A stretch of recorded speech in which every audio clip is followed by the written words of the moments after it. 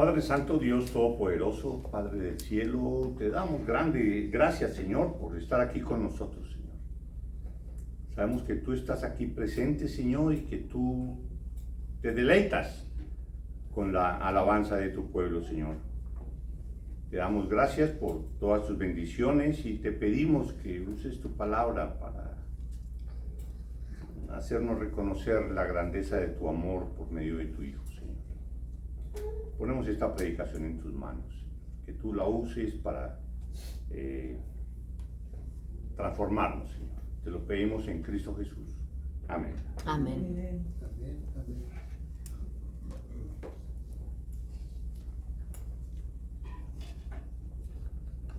El tema de hoy se llama la preeminencia de Cristo en la salvación, el mismo tema que vimos la semana pasada. Estuvimos viendo los versículos de Colosenses capítulo 1 del 15 al 20, no los vimos todos, hoy vamos a terminarlos. Entonces voy a leer Colosenses capítulo 1 del 15 al 20 nuevamente, ustedes me siguen en sus Biblias. Versículo 15. Hablando de Cristo Jesús,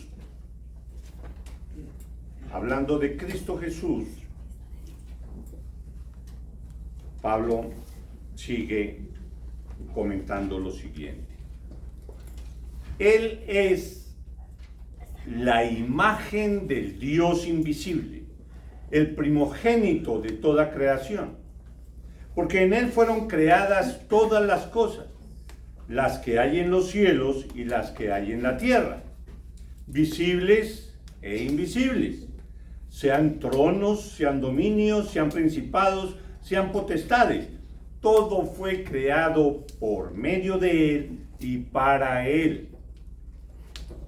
Él es antes de todas las cosas y todas las cosas en Él subsisten. Y Él es la cabeza del cuerpo, que es la iglesia.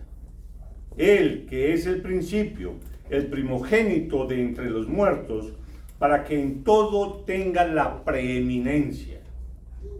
Por cuanto agradó al Padre que en Él habitase toda plenitud, y por medio de Él reconciliar consigo todas las cosas, así las que están en la tierra como las que están en los cielos, haciendo la paz mediante la sangre de su cruz.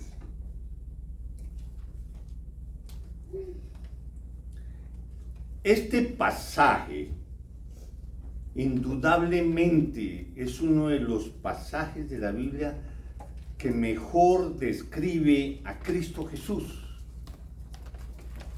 Las palabras que acabamos de leer tienen un significado y tienen una resonancia que al leerlo nuevamente uno, con más cuidado, debe uno tratar de sentir lo que estaba sintiendo Pablo al escribir. Al decir Él es la imagen misma del Dios invisible, ahí encierra eso mucho. Por Él fueron creadas todas las cosas. Jesucristo es el primogénito, el más importante, el ulterior, lo más alto de todo lo que existe. Y es así para que en todo Él tenga la preeminencia. No hay nada más alto que Él. Nada está por encima de Él. Él lo es todo.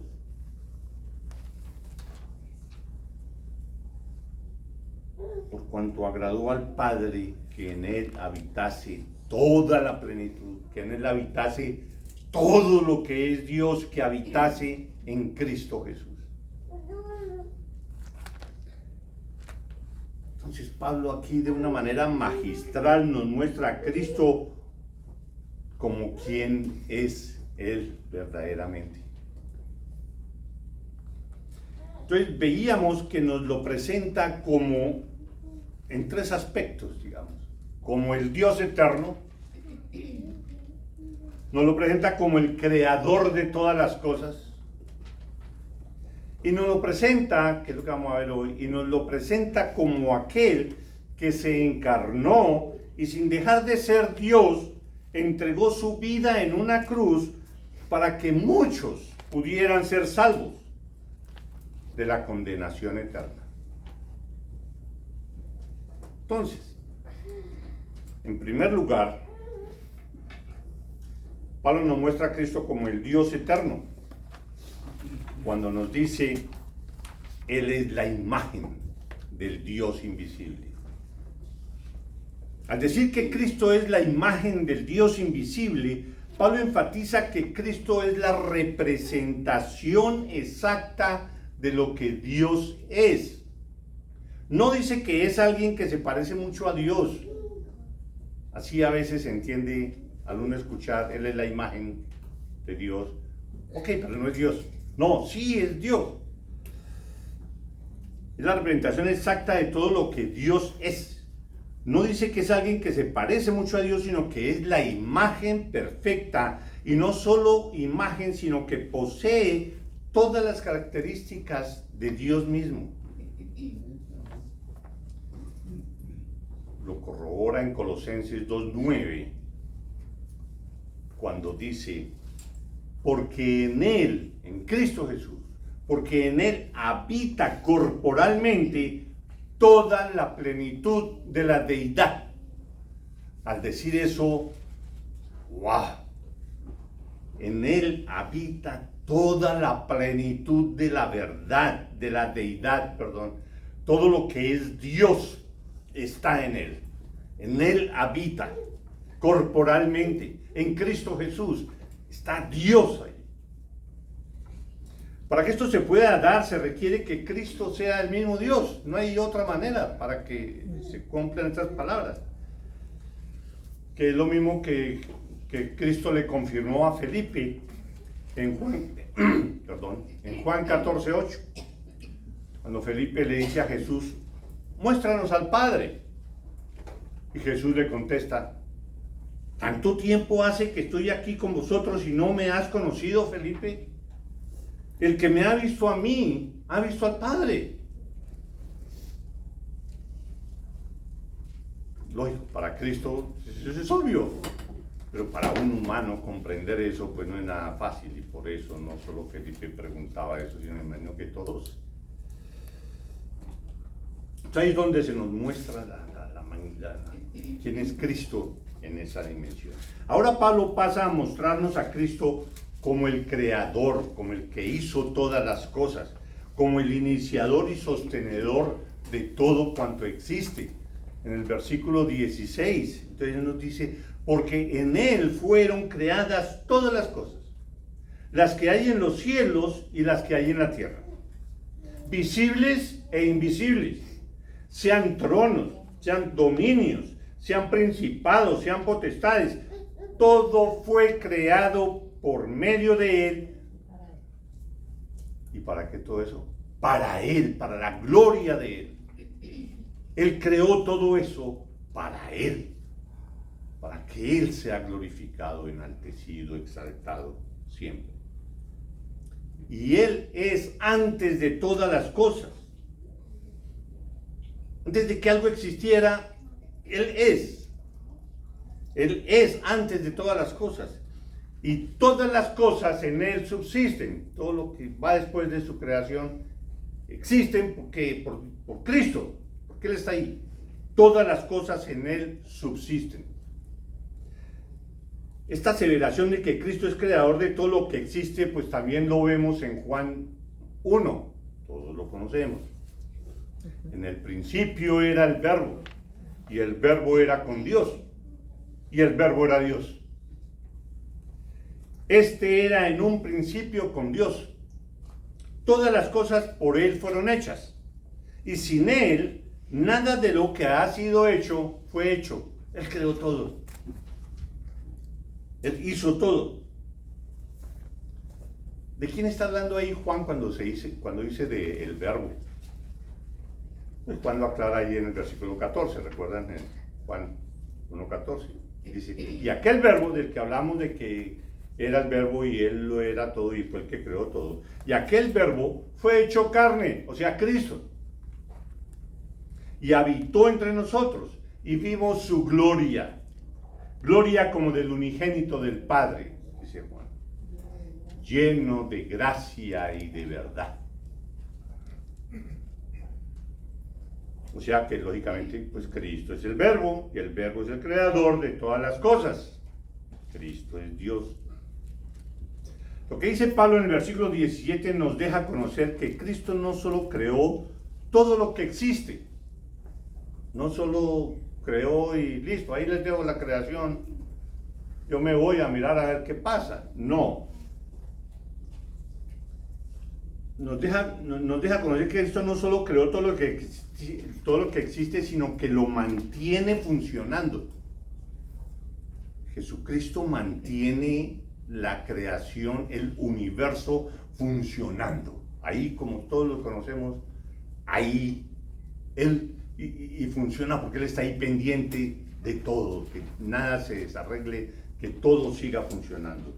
Todas las cosas en Él subsisten. Nos enseñan que la acción continua de Dios, es decir, de Cristo, permite que lo creado se mantenga en perfecto funcionamiento, cumpliendo las leyes que Él mismo creó. Si algo de lo que existe, lo que nosotros más o menos conocemos, si algo de lo que existe se alterara, crearía tanto caos que terminaría destruyendo el universo. Como por ejemplo, ustedes saben que la Tierra está girando alrededor del Sol. Y en ese giro, en esa vuelta que hace la Tierra y que dura un año, la Tierra tiene una inclinación y va alrededor del Sol. Esa inclinación es de 23 grados, algunos minutos, no recuerdo en este momento. Esa inclinación. Si esa inclinación se altera un mínimo, un minuto, un segundo, se altera, hay grados, minutos y segundos, y si se altera un segundo o lo que sea, ese giro ya no tendríamos las estaciones y se crearía tanto frío en ciertas zonas que se acabaría la vida. Si esa inclinación que tiene la Tierra se alterara solo un poquito. Así de perfecto es el mecanismo con el que funciona todo. Si va uno a lo mínimo, a cómo es que es un átomo, sus protones, sus neutrones, sus electrones, protones, electrones y neutrones, y la forma como se mueve allá adentro, si algo se altera ahí, habría un desbarajuste y generaría una reacción nuclear que acabaría con todo. Para que eso no suceda, está Cristo ahí cuidando todo está en orden.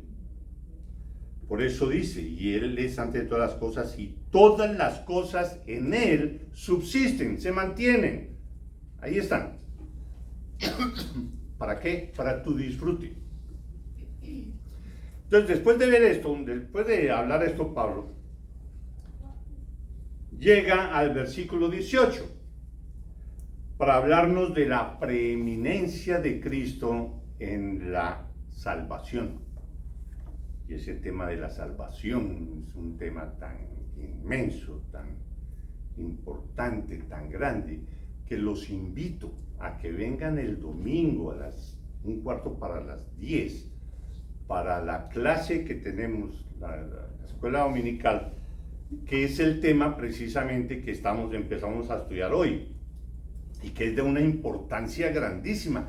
¿Qué es la salvación? De entenderla. Muchos de nosotros los cristianos no entendemos completamente el significado de lo que es la salvación. Creemos saberlo, pero en realidad no. Empiezan a llegarle a uno una cantidad de dudas cuando medio empieza uno a profundizar en ese tema. Los invito a que vengan a la clase para estudiar la salvación. Uno dice, no, por eso lo escuchamos todos los días. No, si tú no lo estudias, no lo vas a comprender bien.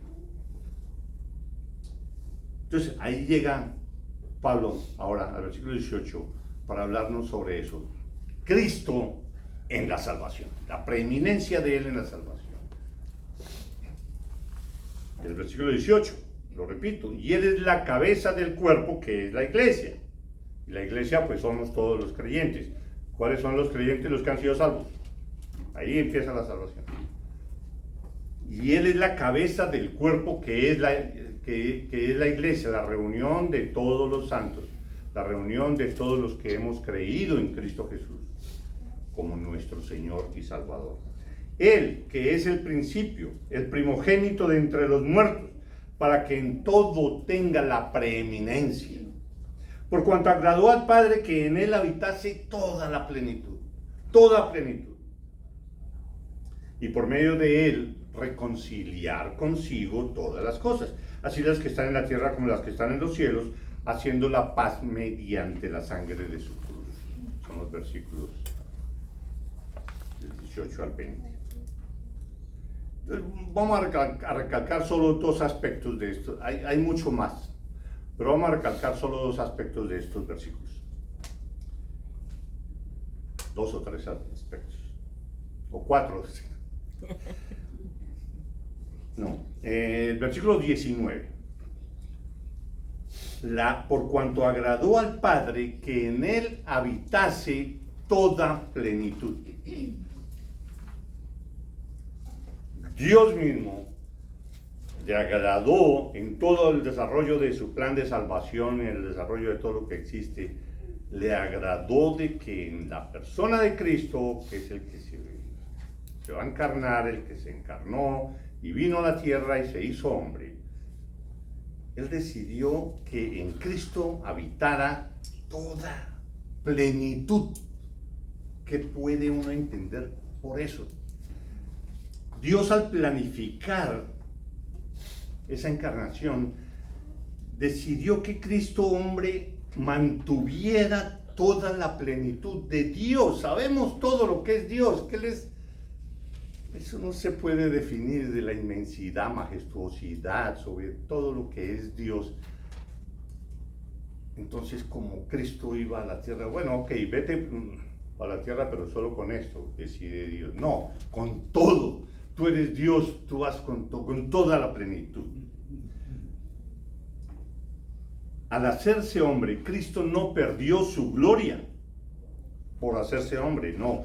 Dios mismo se agradó en que su Hijo, hecho hombre, conservara toda su gloria y su poder. Porque sí, porque el Padre agradó al Padre que en Él habitase toda la plenitud. Esto es lo único que nos dice, o no lo único que nos dice muchísimo, pero lo que nos aclara es que Cristo es 100% hombre, porque lo vieron, lo vimos, caminaba, comía, sufría, lloraba, además. Dios es 100% hombre y Dios es 100% Dios, lo estamos leyendo. Y esto es escrito por Dios. Y eso lo reafirma Pablo en lo mismo que leímos hace un rato, en Colosenses 2:9. Porque en Él habita corporalmente toda la plenitud de la deidad. En Cristo. A raíz de esto es que Cristo mismo dice, tienen esa relación, cuando dice en Mateo 28, que está hablando de la gran comisión, dice, toda potestad me es dada en el cielo y en la tierra. No está diciendo, me acuerdo que me dieron potestad, me dieron permiso para hacer esto y esto y esto. No, me dieron toda potestad, está en Él el hacer lo que sea, lo que Él considere a bien. Se me ha dado toda potestad, me es dada en el cielo y en la tierra. Puede hacer todo. Potestad, plenitud y poder que fueron dados a Cristo por Dios mismo. Así como lo dice Juan 3:35. Dice, el Padre ama al Hijo y todas las cosas ha entregado en su mano. Cristo puede hacer todo porque todo se le entregó en la mano. Dios le entregó todo eso a Cristo. Potestad, plenitud y poder con lo que todos los cristianos hemos sido bendecidos al recibir a Cristo en nuestro corazón, al negarnos a nosotros mismos y ser discípulos obedientes de Cristo Jesús. Hemos sido bendecidos con Cristo Jesús, Él que lo es todo. Juan 1:16 dice, hablando de la plenitud, porque de su plenitud tomamos todos. ¿Cuáles son todos? Los cristianos. Porque de su plenitud tomamos todos. Y gracia sobre gracia. No tomamos solo gracia, sino gracia sobre gracia y más gracia. Y si se necesita más gracia. Todo tenemos nosotros por ser cristianos. Porque de su plenitud tomamos todos, y gracia sobre gracia, dice Juan. Comprender eso es comprender el significado de la salvación, precisamente. Todo eso que tiene que ver y que nosotros recibimos eso, wow. Es un tema que no se puede tratar livianamente porque tiene mucho de fondo. Debido a que Cristo estaba revestido de esa plenitud, pudimos nosotros recibir esa gracia bendita que nos salvó y nos reconcilió con Dios. Nos reconcilió con Dios. Estamos en lucha con Dios por nuestro pecado. Sin esa gracia de Cristo nunca hubiéramos podido ser salvos.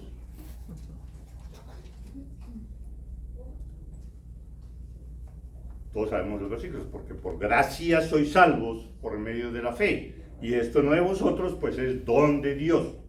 Es don de Cristo. Por todo esto es que podemos decir que Cristo es preeminente en la salvación. Sin esa gracia de Cristo sería imposible ser salvos. ¿Usted por qué es salvo? ¿Por qué? Por Cristo. Nomás es la única respuesta que uno debe dar. ¿Quién le dio a usted la salvación? Cristo. ¿Usted qué hizo? Creer en Cristo. ¿Qué más hizo? Someterme a Él. ¿Y qué más hizo? Obedecerle. ¿Y qué más hizo? Conocerlo. Todo eso. Sin esa gracia sería imposible ser salvos. De ahí su supremacía y preeminencia en la salvación. Salvación que no es de solo nosotros los hombres. Esa salvación es tan grande. Esa salvación no es solo de nosotros los humanos, sino de toda la creación. ¿Cómo así que toda la creación? En el versículo 20 lo dice, y por medio de Él, por medio de Cristo Jesús, reconciliar consigo todas las cosas.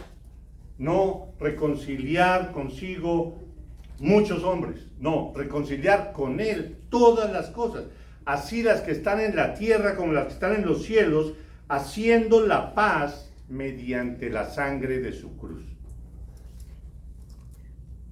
Mediante la sangre de su cruz, el efecto de eso es inconmensurable. Eso nadie alcanza a comprender la dimensión de ese significado. Sabemos que la paz inicial con la que todo fue creado se echó a perder por el pecado del hombre. Lo sabemos. Por el pecado, Dios maldijo la tierra. Y eso está ahí claramente en Génesis 3:17. Dios maldijo la tierra debido al pecado del hombre y por extensión debido al pecado tuyo. Dios maldijo la tierra.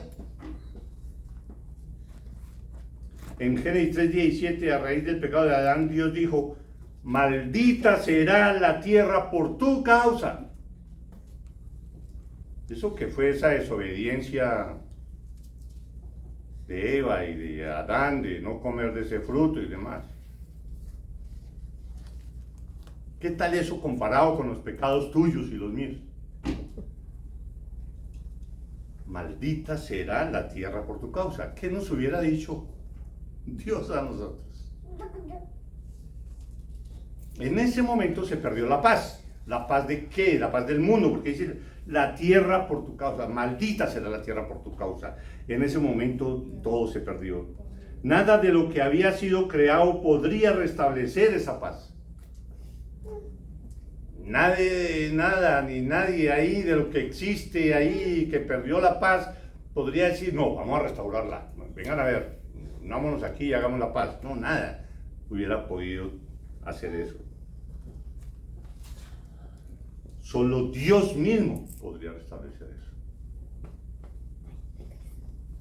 Y Dios hizo eso por su infinita y maravillosa gracia, porque no le correspondía hacerlo. Pero su gracia infinita, por medio de esa maravillosa gracia, lo hizo. Solo esa gracia podría reconciliar nuevamente al universo entero con Él mismo, con Dios mismo. El mundo falló, y tú también. El mundo pecó, tú también. El mundo tuvo la culpa, tú también, y yo también. Y se rompió la paz entre el mundo y Dios. Todo se desbarajustó, ya no hay más paz. Para restablecerla, Dios tuvo que encarnarse y entregar su propia vida. No hay amor más grande que el de Dios al entregar a su propio Hijo. Entregarse Él mismo para que pudiéramos ser salvos aquellos que creemos en Cristo Jesús como nuestro Señor y Salvador. Él mismo para restablecer esa paz que por nuestro pecado se deshizo completamente. Por último, recordemos lo que dice Pablo en Romanos respecto de la creación entera, esperando la redención. La creación entera, esperando que llegue ese momento de la solución de todo ese problema. En Romanos 8:18 dice: pues tengo por cierto que las aflicciones del tiempo presente no son comparables con la gloria venidera que en nosotros ha de manifestarse. Y la concepción de la gloria que ha de manifestarse por parte de Pablo, pues él la comprendía muchísimo mejor que nosotros. Pero él decía, miren, todas esas aflicciones que ustedes tienen, que están a punto de morir, que están a punto de caer en bancarrota, que su hijo hizo esto, que su familiar está metido en esto, lo que sea, todas esas aflicciones del tiempo presente, eso no es nada. Eso no es nada comparable con la gloria venidera que en nosotros ha de manifestarse. Todos esos problemas materiales, eso no vale nada comparado con la gloria eterna. Porque el anhelo ardiente de la creación es el aguardar la manifestación de los hijos de Dios. Porque la creación fue sujetada a vanidad, no por su propia voluntad, sino por causa del que la sujetó en esperanza. Porque también la creación misma, todo lo que existe, la creación misma será libertada de la esclavitud de corrupción a la libertad gloriosa de los hijos de Dios. La creación está esperando la libertad gloriosa de todos nosotros, la libertad gloriosa de los hijos de Dios. Porque sabemos que toda la creación gime a una, y a una está con dolores de parto hasta ahora. Y no solo la creación, no solo ella, sino que también nosotros mismos, que tenemos las primicias del Espíritu. Nosotros también gemimos dentro de nosotros mismos, esperando la adopción, la redención de nuestro cuerpo. Toda esta situación actual que vivimos cada uno de nosotros en nuestros propios conflictos que tenemos todos los días y que gemimos y nos lamentamos y luchamos diariamente. Dice la palabra, nosotros también gemimos dentro de nosotros mismos, esperando el momento glorioso, esperando la adopción, la redención de nuestro cuerpo, donde todo eso ya va a acabar, cualquier aflicción ya no va a existir, ya no va a haber dolor, solo va a haber paz y tranquilidad y el disfrute de la presencia de Dios y de Cristo Jesús en nosotros. Hermanos, si hay alguien a quien adorar, si hay alguien a quien exaltar hasta lo sumo, si hay alguien que tiene un nombre que es sobre todo nombre y ante quien se doblará toda rodilla, ese es Jesucristo. Amén. El Hijo de Dios, el Dios hecho hombre, el preeminente y todopoderoso Señor de señores, Jesucristo. A Él y solo a Él sea la alabanza y el poder por los siglos de los siglos.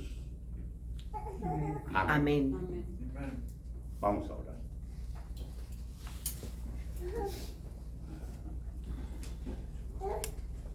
Dios de misericordia y bondad,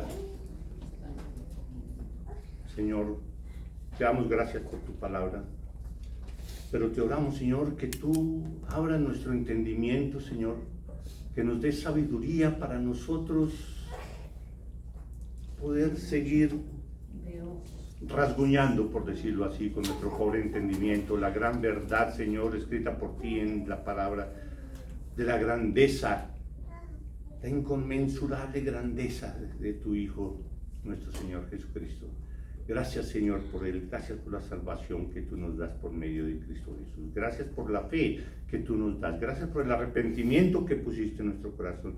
Gracias por la salvación que tú tuviste a bien darnos a los que estamos aquí presentes, a todos los que hemos dicho, sí, creo en el Señor Jesucristo. Entrego mi vida a Él. Gracias, Padre del cielo. Ponemos nuestras vidas en tus manos, Señor, para que tú nos sigas transformando y podamos ser cada día más parecidos a la imagen de tu Hijo. Te damos gracias, Señor, en Cristo Jesús. Amén. Amén. Amén.